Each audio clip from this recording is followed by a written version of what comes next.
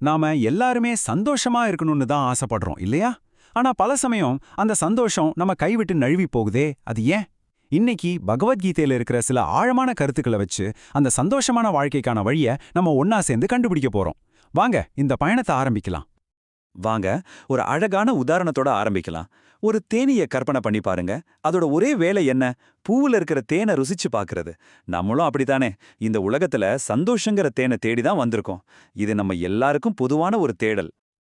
ஆனா என்ன நடக்குது பாருங்க. அந்த தேனி எந்த தேனை சுவைக்க ஆசையா வந்ததோ அதே தேனுக்குள்ளேயே சிக்கிக்குது. அதுக்கப்புறம் அங்க சந்தோஷம் இல்ல, வெறும் துன்பம்தான். இது நமக்கு என்ன சொல்லுது? சில சமயம் நாம எதை சந்தோஷம்னு நினைச்சு ஓடுறோமோ அதுவே நமக்கு ஒரு பொறியா மாறிடுது இல்லையா? இந்த குழப்பமெல்லாம் நமக்கு மட்டும்தான் வருதுன்னு நினைக்கிறீங்களா?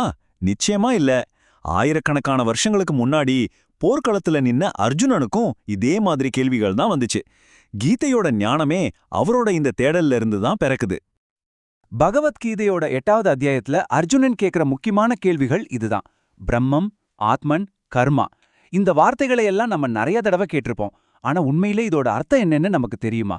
இந்த கேள்விகள் ரொம்ப பழசா இருந்தாலும் இன்னிக்கும் நமக்குள்ள ஓடிக்கிட்டு இருக்கிற கேள்விகள் இதுதான். வாங்க இதுக்கான பதில்களை தேட ஆரம்பிக்கலாம். சரி, அர்ஜுனன் கேட்ட இந்த கேள்விகளுக்கு பதில தேடணும்னா நம்ம முதல்ல பிரம்மஞ்சத்தோட ஒரு மிகப்பெரிய உண்மையிலிருந்து ஆரம்பிக்கணும். அதுதான் பிரம்மம். அது என்னான்னு புரிஞ்சுக்கிட்டாலே போதும், மத்த எல்லாமே நமக்கு தெளிவா ஆரம்பிச்சிடும். இப்ப இந்த ரெண்டு விஷயத்தையும் நாம பிரிச்சு பார்க்கணும். இது ரொம்ப முக்கியம். ஒரு பக்கம் பிரம்மம் இருக்கு, அது மாறவே மாறாது, அதை அழிக்கவே முடியாது. அதுதான் ஒரே நிரந்தரமான உண்மை. சிம்பிளா சொன்னா ஒரு தங்க கட்டி மாதிரி வச்சுக்கோங்களேன். இன்னொரு பக்கம் நம்ம கண்ணுக்கு தெரியிற இந்த உலகம் இருக்கு. இது எப்போ பார்த்தாலும் மாறிக்கிட்டே இருக்கும் ஒரு தோற்றம் தான். எப்படி அந்த தங்க கட்டியிலிருந்து விதவிதமா நகைகள் செய்யறோமோ அந்த மாதிரி. நகைகள் மாறலாம், உடையலாம், ஆனா தங்கம் எப்பவும் தங்கம் தானே. இதுதான் ரெண்டுக்கும் உள்ள அடிப்படை வித்தியாசம். அப்போ நம்ம கும்பிடுற கடவுள் யாருன்னு ஒரு கேள்வி வரும் இல்லையா? கீதை என்ன சொல்லுதுன்னா, அந்த நிரந்தரமான பிரம்மம் மாயான்னு சொல்ற அதோட படைப்பு சக்தியோட சேரும்போது அதுதான் இறைவன். இன்னும் சிம்பிளா சொல்லணும்னா, பிரம்மம்ங்கிறது ஒரு பியோர் எனர்ஜி. அந்த எனர்ஜி இந்த உலகத்தை உருவாக்கும்போது நாம அதை கடவுள்னு சொல்றோம். அவர்தான் இந்த படைப்புக்கு எல்லா விதத்திலையும் காரணமா இருக்காரு. சரி, பிரபஞ்சத்தோட பெரிய உண்மைய ஓரளவு புரிஞ்சுக்கிட்டோம். இப்போ இந்த பெரிய படத்துல நாம எங்க வர்றணும் பார்க்கலாமா? அதாவது ஆத்மன் நம்மளோட நான், அப்புறம் கர்மா நம்மளோட செயல்கள். இத பத்தி இப்போ தெரிஞ்சுக்கலாம். ஆத்மன்னா என்ன? இது நிஜமாவே ஒரு ஆச்சரியமான விஷயம்.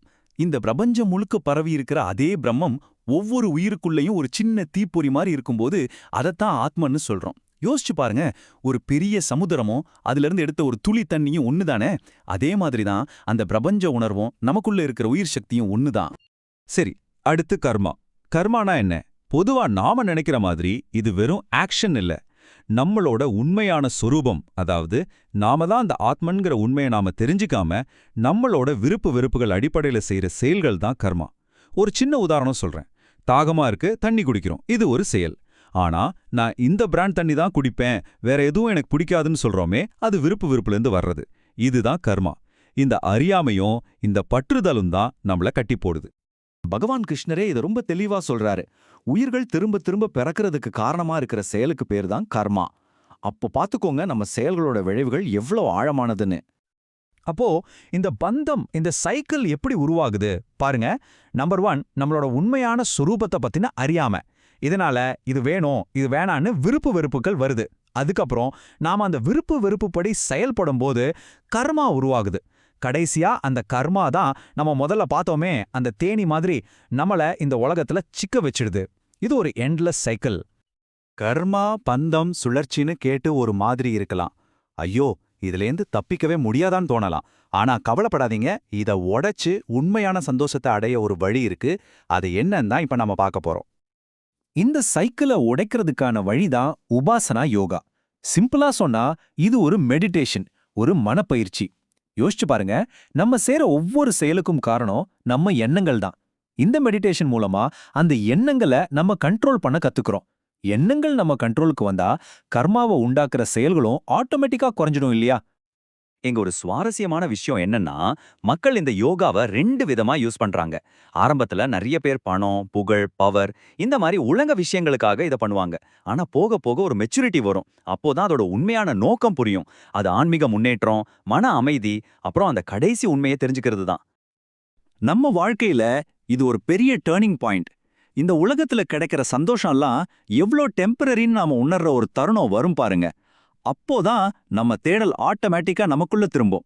அங்கதான் உண்மையான ஆன்மீக பயணம் ஆரம்பிக்குது. சரி, இந்த பயணத்தோட கடைசியில என்ன கிடைக்கும் தெரியுமா?